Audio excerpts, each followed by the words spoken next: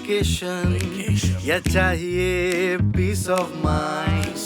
लाओ बीवी बच्चे सबसे हैं अच्छे, यहाँ के लोग हैं one of a kind.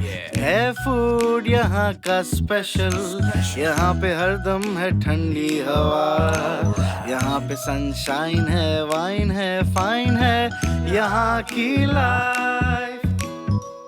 Shillong holiday home, Shillong holiday home, Shillong holiday home, Shillong holiday home, Shillong holiday home, Shillong holiday home, Shillong holiday home, Shillong holiday home.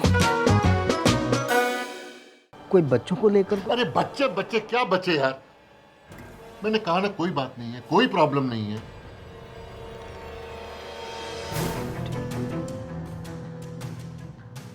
सो जा।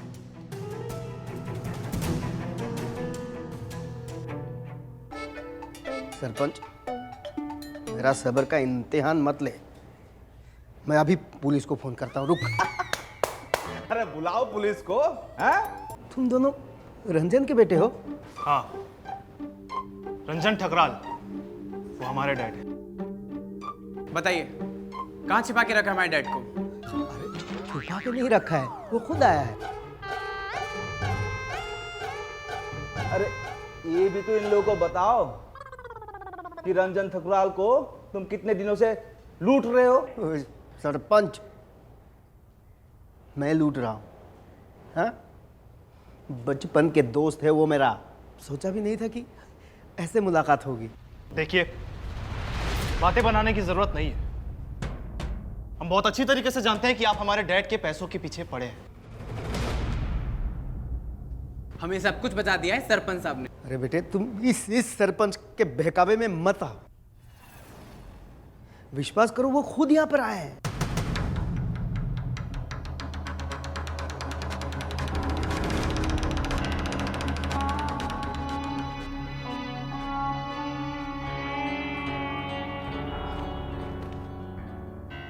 दूर रहो मुझसे।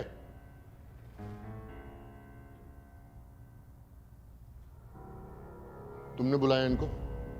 मैंने तुमसे कहा था ना, मुझे इनसे कोई वास्ता नहीं है। क्यों बुलाएंगे डैड? वो क्यों हमें यहां बुलाएंगे? उन्हें तो सिर्फ आपके पैसों पर अय्याशियां करनी आती है। ये तो सरपंच साहब ने हमें बताया कि आप यहाँ पे हैं। हम तो महीनों से ढूंढ रहे थे डैड आपको। रंजन, मेरा ये इरादा नहीं था कि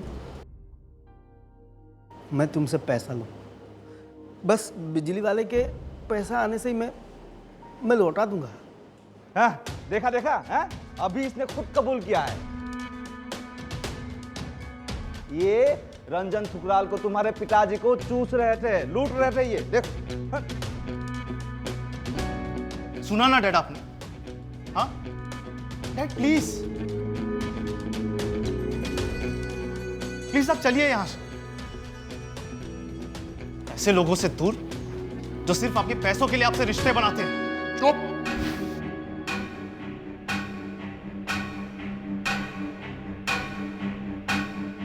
एक शब्द भी और बोला ना तो भूल जाऊंगा मैं तुम्हारा बाप हूं।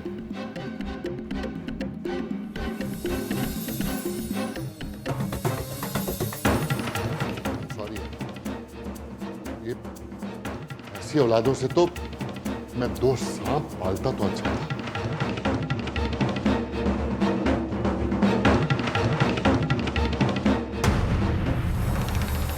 क्या कह रहा है रंजन? बच्चे हैं, जाने दे। बच्चे हैं, लेकिन अफसोस तो ये है कि ये मेरे बच्चे हैं।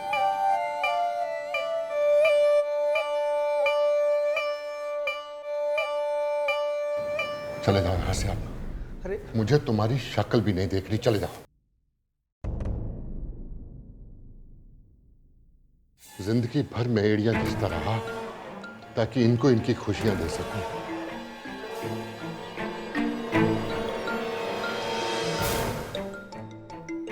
ये सोचता रहा कि ये बड़े होकर मेरा सहारा बनेंगे, मेरा सहारा माय फुट। इनसे तो पानी की उम्मीद भी नहीं की जा सकती। चले जाओ यहां से, जाओ। हम क्या करते हैं डैड? क्या करते हैं हम? आपने भी तो अपने खुद के बच्चों के साथ में बेगानों जैसा बिहेव किया ना।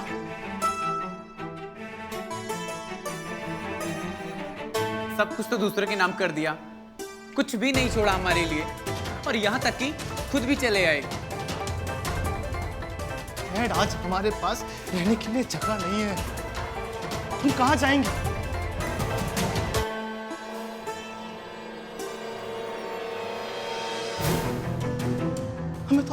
हमें तो आपने कहीं का नहीं छोड़ा डैड।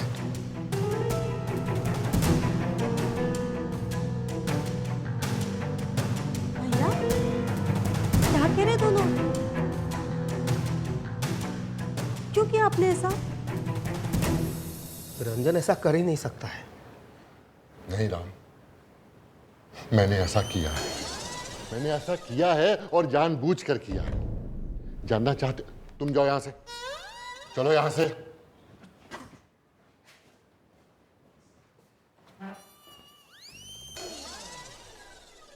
मैंने जब रिटायर होने का फैसला किया तो मैंने सोचा मैं घर में बैठूंगा। बहुत खुश था मैं। जब मन करेगा ऑफिस जाऊंगा, ये मेरे होनहार बच्चे ये संभालेंगे मेरा बिजनेस।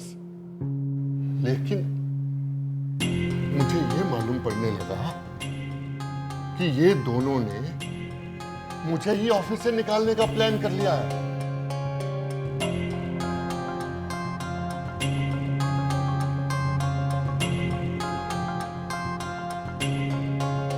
और घर में इन दोनों की बीवियों का मुझे मुंह ताकना पड़ता था, खाने के लिए, चाय के लिए, कॉफी के लिए। याद है ना? और हद तो तब हुई राम जब इन्होंने मुझसे कहा कि आप ऑफिस में मत आओ, क्योंकि हम लोग डिस्टर्ब होते हैं। ये मेरे ऑफिस में जाने से डिस्टर्ब होने लगे।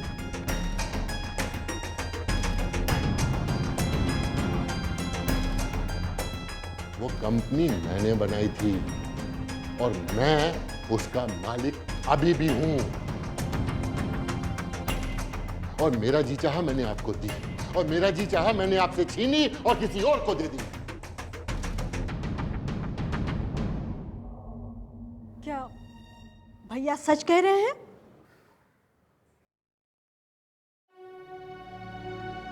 हमें माफ कर दीजिए।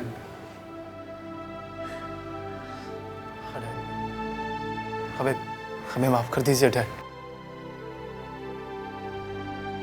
आज के बाद कभी ऐसा नहीं होगा डैड।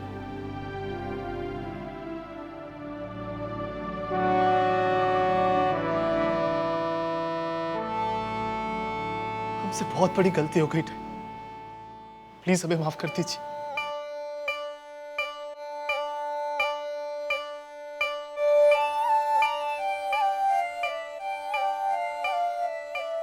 हमें कुछ नहीं चाहिए, ना पैसा ना घर, बस हमें माफ कर दीजिए। रंजन गुस्सा मत कर बेटा, गलती बच्चों से ही होती है। माफ कर दे, माफ कर दे बेटा। भैया कहाँ जाएंगे ये दोनों? आप ही सोचिए ना। हाँ अंकल, अब दुख और दर्द तो माता के हाथ में होता है ना, पर इंसान को माफ करना तो अपने हाथ में। तो आप प्लीज माफ कर दीजिए ना इन दोनों को।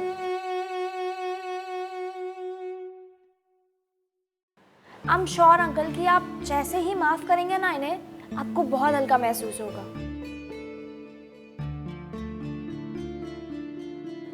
प्लीज माफ कर दीजिए। नहीं परी, मैं इनको माफ कर देता, लेकिन इन्होंने जिस तरह से तुम्हारे पिताजी के साथ बिहेव किया है ना, ये माफी के लायक नहीं है। ये यहां से धक्के मार के निकालने के लायक है। अरे रंजन, ये दोनों मेरे भतीजे हैं। इनकी नादानी तो मैं कब का भूल चुका हूं। माफ कर दे। राम अंकल, प्लीज हमें माफ कर दीजिए। बहुत बड़ी गलती हो गई अंकल, प्लीज हमें माफ कर दीजिए।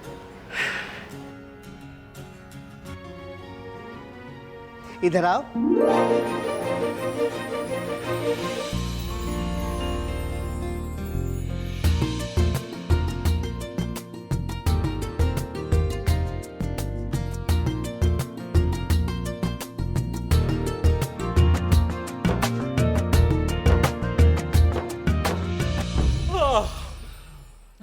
आइए सर, ये है आपका कमरा, रजिस्टर खोल के। और सर कोई भी ज़रूरत हो तो ये है इंटरकॉम, रिसीवर उठाइएगा। ओके, टू टू टू की आवाज़ आएगी सर, और उसके बाद टू नहीं दबाना है सर। बहुत ज़ोर की नींद आई है। Good night. आप लोग भी सो जाइए रजिस्टर खोल के। Good night, good night.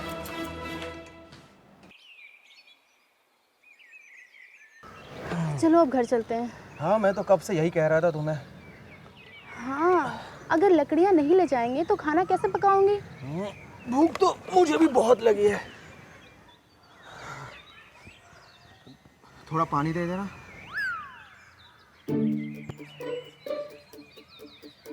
पानी तो सारा गिर गया। ठीक है। कोई बात नहीं, रास्ते में कहीं भर लेंगे।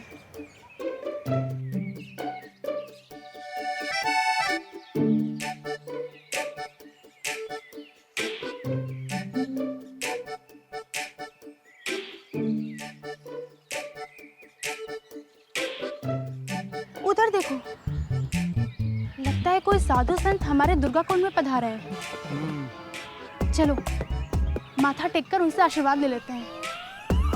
रहने दो, एक तो वैसे भी प्यास से जान जा रही है। घर चलते हैं। अरे बस 2 मिनट लगेगा। वैसे भी हमारा समय खराब चल रहा है, हो सकता है इनके आशीर्वाद से कुछ अच्छा हो जाए।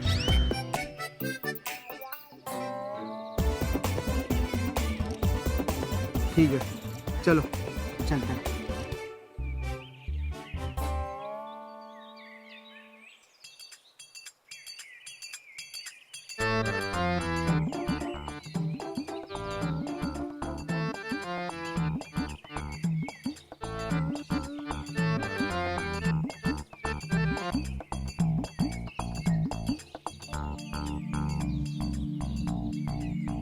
प्रणाम महाराज। प्रणाम महाराज।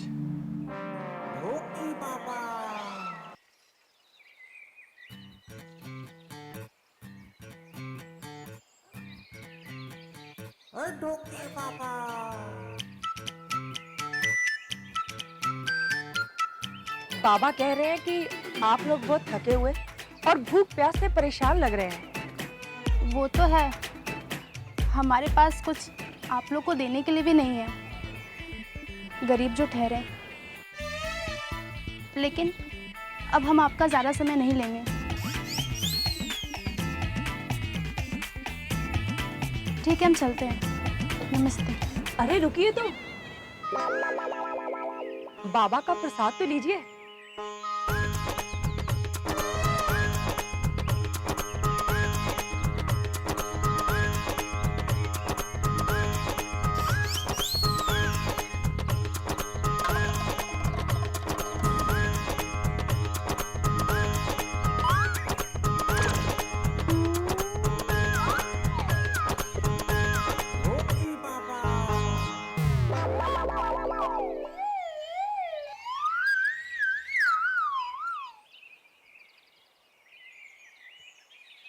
अहम कुर्मस्वामी।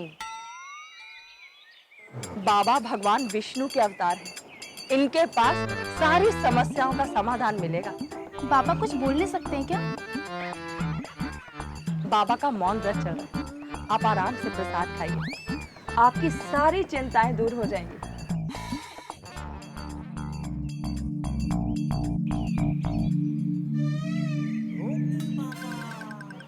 भैया आप काम क्या करते हैं? वैसे फिलहाल तो मैं कोई काम ढूंढ रहा हूँ, और जब खाली रहता हूँ तो ज्योति की मदद कर देता हूँ। आप अपनी सारी चिंताएं बाबा के चरणों में डाल दीजिए और फिर देखिए बाबा का चमत्कार।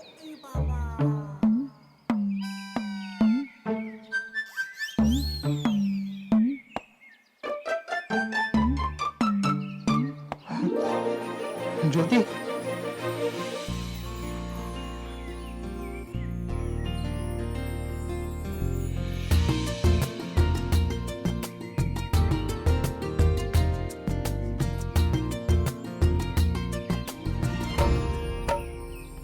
बाबा की जय हो, बाबा की जय हो, बाबा की जय हो, बाबा की जय हो। बाबा की जय हो, बाबा की जय हो।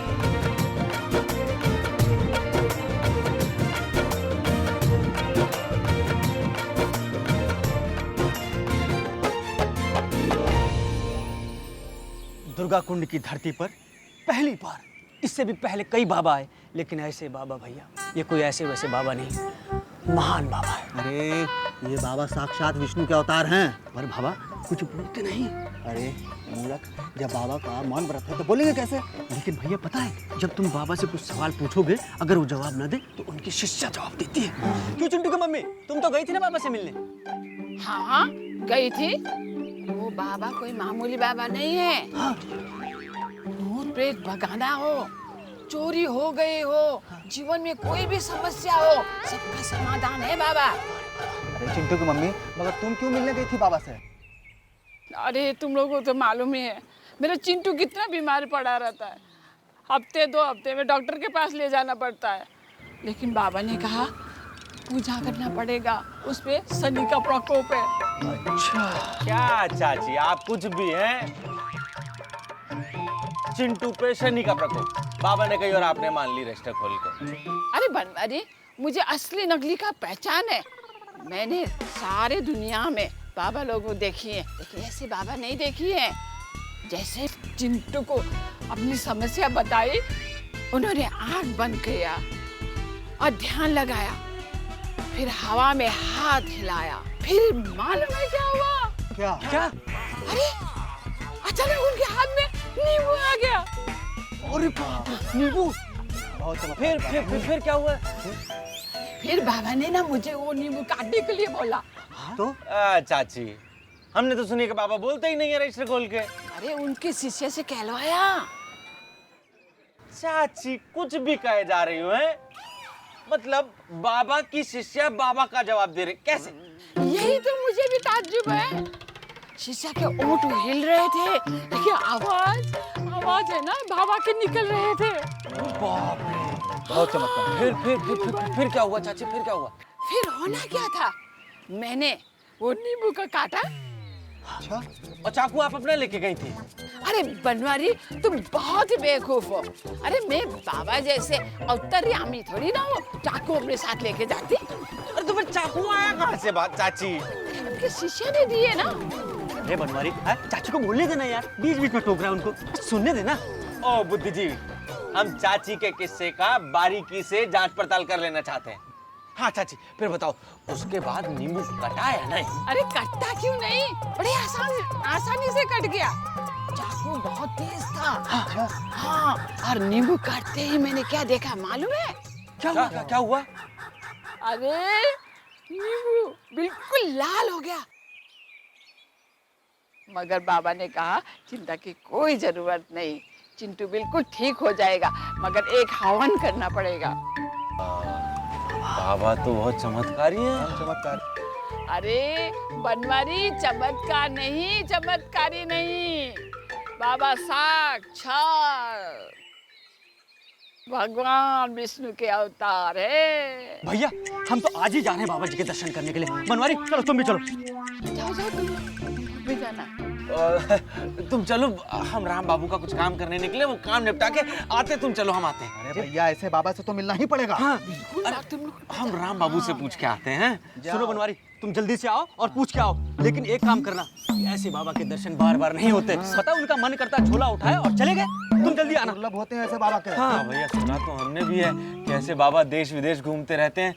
हम फटाफट जाते हैं और जल्दी से आते हैं। ठीक है, तुम लोग चलो, हम आते हैं। आना जरूर है। हाँ भैया, अभी आ रहे हैं। करियो, हाँ देर ना करना। हाँ, आ रहे।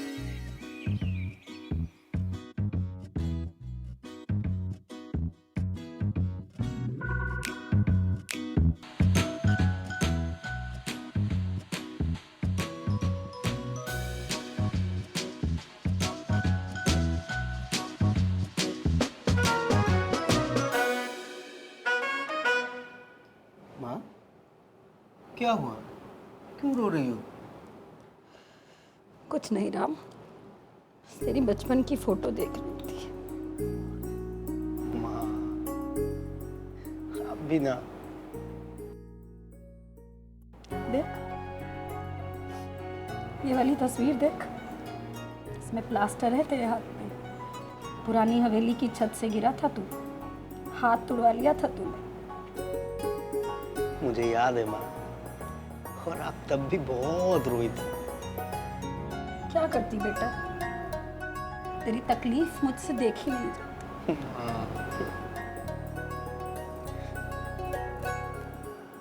दिखाओ।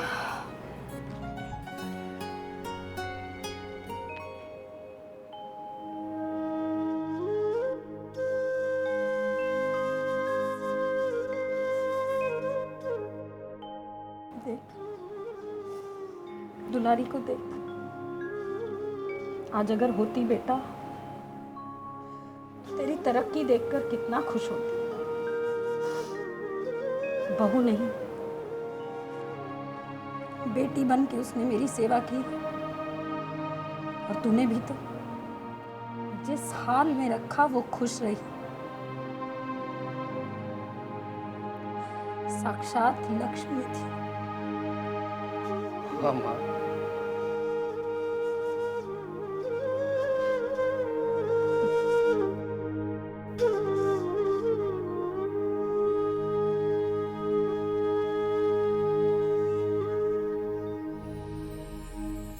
बस बेटा, एक ही शिकायत है माता रानी से मुझे, कि उसने मेरे बेटे को अकेला कर दिया। अरे माँ, अकेला कहाँ हो?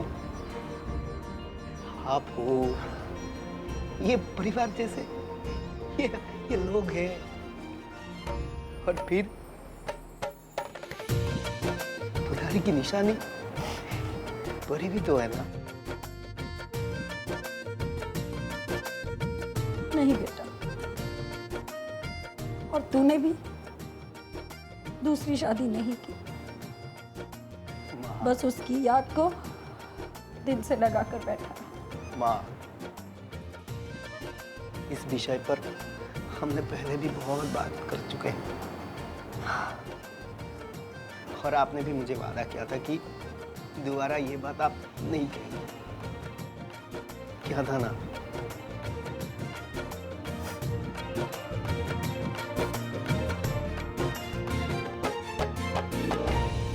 जरा सोचो,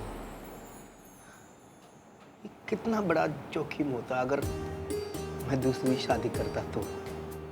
मेरी पत्नी अगर परी से सोचना व्यवहार करती तो क्या ये परी के प्रति अन्याय नहीं होता? मैं खुश हूँ माँ, मैं बहुत खुश हूँ मेरी जिंदगी से। देखो परी, हम लंदन जाना चाह रहे हैं। हमारा मन भर गया है, मालिक पैसा देना पसंद नहीं करता और गाड़ी देने में देर नहीं लगती। और वो उधर रोमियो, उसको ही पालना पड़ता है। कभी दूध गर्म करके दो, कभी मैगी बना कर दो। अब 22 साल का लड़का कहीं दूध पीता है क्या? हाँ, हमें लंदन जाना है पूरी, हमें अपनी लाइफ सुधारनी है। सुना है टैक्सी वालों को भी बड़े बड़े बंगले होते हैं।